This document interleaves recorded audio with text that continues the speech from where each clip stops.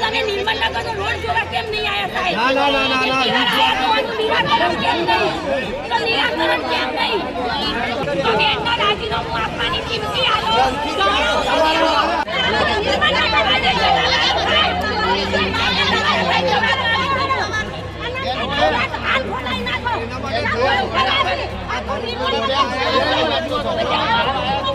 હતા પાટણના ધારાસભ્ય, 2 ટર્મથી ચૂંટાતા ધારાસભ્ય કિરીટ પટેલ, પરંતુ આ વખતે તેઓ મહિલાઓની વચ્ચે એવા ઘેરાયા, મહિલાઓના સવાલોની વચ્ચે એવા ઘેરાયા કે તેમની પણ બોલતી બંધ થઈ ગઈ. પરંતુ આખો મામલો છે શું ને મહિલાઓને ગુસ્સો આવ્યો કેમ? સૌ જાણીએ છીએ મહિલાઓના ગુસ્સા સામે કોઈ બોલી ન શકે. નેતાજી પણ તેમાંથી બાકાત નથી રહ્યા અને આ મહિલાઓનો ગુસ્સો ખાલી પાટણમાં જોવા નથી મળ્યો. સુરત હોય કે પછી સુરેન્દ્રનગર હોય કે અમદાવાદ હોય, જ્યાં જ્યાં આવી રીતે વધારે પાણી આવ્યું અને પછી સ્થિતિ કઠડી, ત્યાં આવી રીતે મહિલાઓએ મોરચો સંભાળ્યો હતો અને તેઓ આગળ આવીને બોલી રહ્યા હતા. કારણ કે સામાન્ય વાત છે, સૌથી વધારે જો કોઈને તકલીફ પડતી હોય તો તે મહિલાઓને જ પડતી હોય છે. તેઓ ઘરેથી લઈને ઓફિસ કે બહાર બજાર જ્યાં પણ જતા હોય ત્યાં તમામ જગ્યાએ તેમને આ પારાવાર મુશ્કેલીઓનો સામનો કરવો પડતો હોય છે. તેમાં પાટણની મહિલાઓ કેમ ગુસ્સે છે? કારણ કે પાછલા ઘણા વર્ષથી સમસ્યા હતી. ભૂગર્ભ જળનું જે આ ભૂગર્ભની જે ગટરો હોય છે તે ઉભરાઈ જતી હતી અને થોડા વરસાદમાં પાણી ભરાઈ રહેતું અને તેના કારણે જ્યારે પાટણની અંદર અત્યારે નગરપાલિકા હોય કે જિલ્લા પંચાયત હોય, તમામમાં ભાજપની સરકાર છે. તેવામાં એક માત્ર એમએલએનું સ્થાન જ્યારે કોંગ્રેસ પાસે છે, તેવામાં કોંગ્રેસના એમએલએ તેમની વચ્ચે ઘેરાયા હતા અને મહિલાઓનો આક્રોશનો સામનો કરવો પડ્યો હતો. આ વિડીયો ખૂબ વાયરલ થયો. પહેલાં એક વિડીયો જુઓ, ત્યારબાદ વધુ વિસ્તારમાં ચર્ચા કરીએ કે આની ઉપર પછી નેતાજીએ શું જવાબ આપ્યો તે પણ. ઉભા રહો કે યાર બધા વચ્ચે હું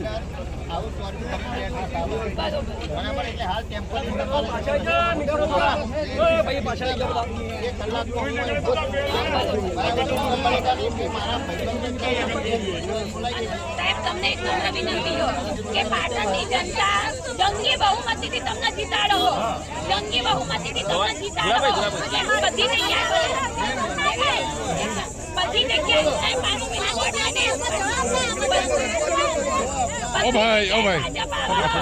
પાટણની સીટ ઉપર કોંગ્રેસ આવે તો પાટણની જનતાએ તમારા પર વિશ્વાસ રાખ્યો હો તો કેમ તમે નિર્મલનગર જોવા આજ સુધી નહીં આયા? અને આયા હોય તો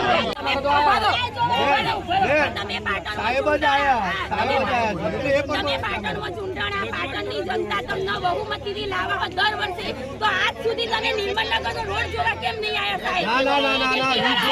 નિરાકરણ કેમ નહીં? તો નિરાકરણ કેમ નહીં? ભાજપનું શાસન છે નગરપાલિકામાં. તમે એમનો રાજીનામું આપવાની ચીમકી આલો. તમારી સાથમાં છીએ સાહેબ, તમારી સાથમાં છીએ.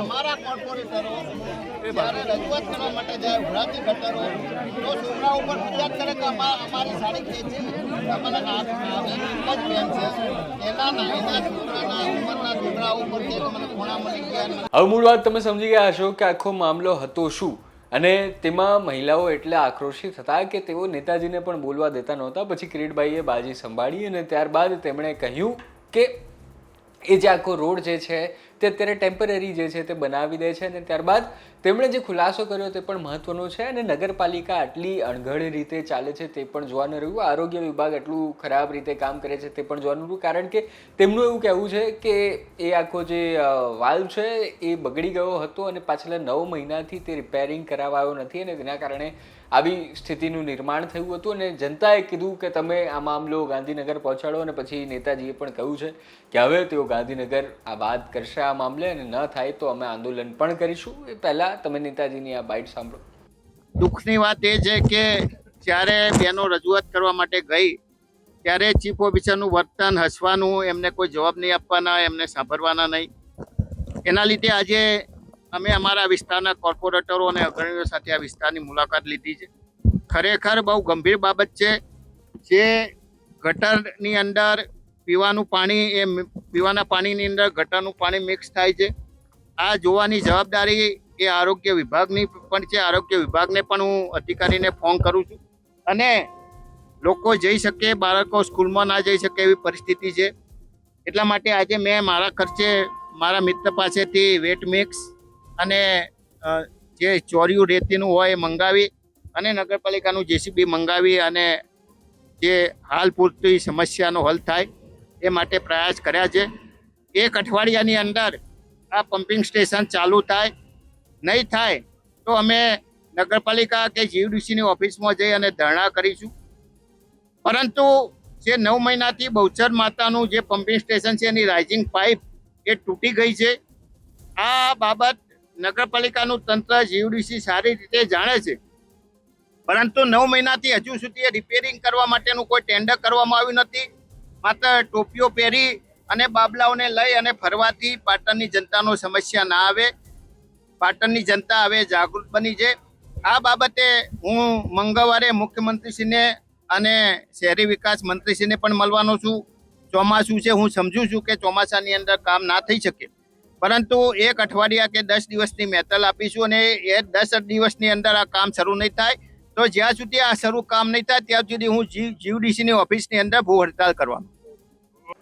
હવે જ્યારે એક તરફ તમે નેતાજી પર આક્રોશ ઠાલવતા જનતાને જોયા તો બીજી તરફ હવે જ્યારે કામ થઈ ગયું છે ત્યારે આ જ જનતા તેમને પહોંચવા પણ આવી છે અને તેમણે કહ્યું છે કે અમારું કામ થઈ ગયું છે અને તેનો પણ વિડીયો, આ જેવો ગુસ્સાવાળો વિડીયો વાયરલ થયો તેની બાદ આ એક વિડીયો પણ જે છે તે જોવો રહ્યો કે તે જ સોસાયટીની મહિલાઓ આવીને કહી રહી છે કે અમારી જે સમસ્યા હતી તે હાલ પૂરતી જે છે તેનું નિવારણ થઈ ગયું છે.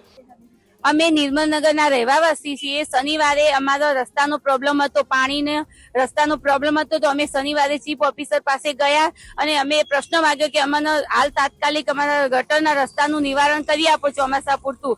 તો મેડમે અમને કંઈ જવાબ આપ્યો નહીં. આજે નહીં, કાલે નહીં, 15 દિવસ થશે, આ એમનો જવાબ હતો નહીં. તો અમે વિડીયો મારફતે, અમારો વિડીયો એટલો બધો વાયરલ થયો તે માન્ય શ્રી ડોક્ટર કિરીટભાઈ ધારાસભ્ય પાટણના, એમના જોડે વિડીયો પહોંચ્યો ને એમને અમારા વિસ્તારની તાત્કાલિક રવિવારે મુલાકાત લીધી અને મુલાકાત લઈને અમને જે અમે નિર્મલનગરના રહેવાસીઓ તે એમનો મહિલાઓનું એમને સાંભળ્યું અને તાત્કાલિક ધોરણે એમને અમને કામ ચલાવ રોડ ચાલુ કરી આપ્યો.